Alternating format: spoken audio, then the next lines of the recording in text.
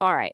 Today, we're going to tear down a business that, honestly, on paper, just shouldn't work. But it doesn't just work, it completely dominates its industry. Yep, we're talking about Spotify, and we're going to get into how they built this massive global empire by basically giving their product away for free. Okay, let's just jump right into the core problem here, the big paradox. How on earth do you build a global empire when a whopping 80% of your users don't pay you a single dime? I mean, on the surface, that sounds like a total recipe for disaster, right? And yet, that's exactly what Spotify did. And they're not just, surviving with this model. They are absolutely crushing it, dominating the entire audio streaming market. So the big question is, how? So let's look at the numbers, because they're pretty staggering. Spotify has more than 600 million total users. Now look over at the premium subscribers. That's just a bit over 200 million. See that huge gap between the two? You might think that's a weakness, but it's not. That gap, well, that's the engine room of their entire strategy. That's where all the magic really happens. So, what's the secret sauce here? Well, it all boils down to this really powerful concept they absolutely mastered, the freemium flywheel. And look, this isn't just some boring business model. It's more like a self-perpetuating growth machine. So here's the basic idea of how it works. That free version of Spotify, it's not a cost center. No way. It's their main user acquisition engine. It just pulls in millions and millions of people. Then a small chunk of them eventually decide to upgrade. And boom, that's the revenue. That money then gets pumped right back into making the product even better, which, you guessed it, attracts even more free users. It's this beautiful, self-reinforcing loop that just keeps on going. Okay, let's walk through this loop together. Step 1 is super simple. You join for free. There's zero friction. It costs you nothing. But then, step 2, you start to bump into the limits, right? The ads that interrupt your vibe, the limited song skips.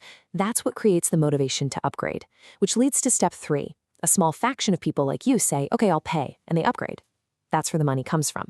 And then the really cool part, step 4, that cash gets reinvested to make Spotify even more awesome, which brings in a whole new wave of free users, and the cycle starts all over again. Right, but a flywheel like that needs fuel to keep it spinning, fast and smooth. And for Spotify, that secret ingredient, the fuel for their engine, is data. This is the part where they did something brilliant. They took what should have been a huge cost and turned it into their single greatest asset. And this leads us to a really fundamental question, one that Spotify answered completely differently from everyone else at the time. What is the real value of a user who doesn't pay you anything? I mean, the traditional answer is not much, right? Or worse, they're just a drain on resources. And this right here, this is the crucial mindset shift. Most companies look at free users and see a cost burden, a drag on the balance sheet. But Spotify, they looked at them and saw an investment. They saw future customers, sure, but even more importantly, they saw a massive, invaluable army of data generators.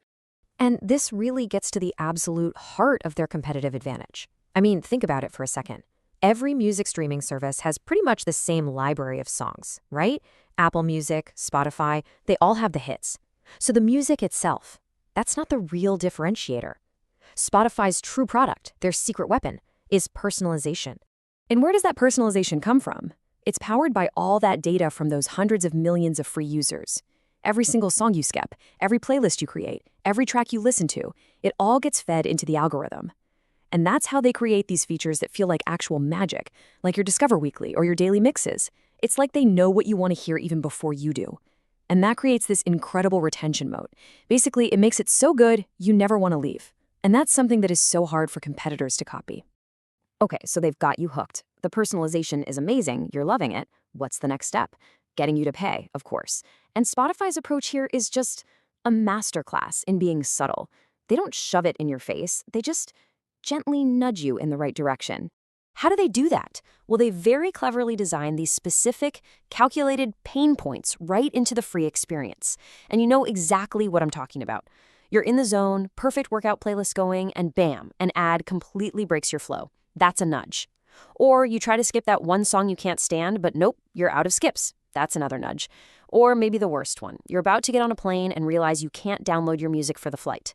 Every single one of those frustrations is carefully designed to point you toward one perfect solution, upgrading to premium. And man, do they present that solution beautifully. They'll pop up with a free trial offer right at the moment you're most frustrated.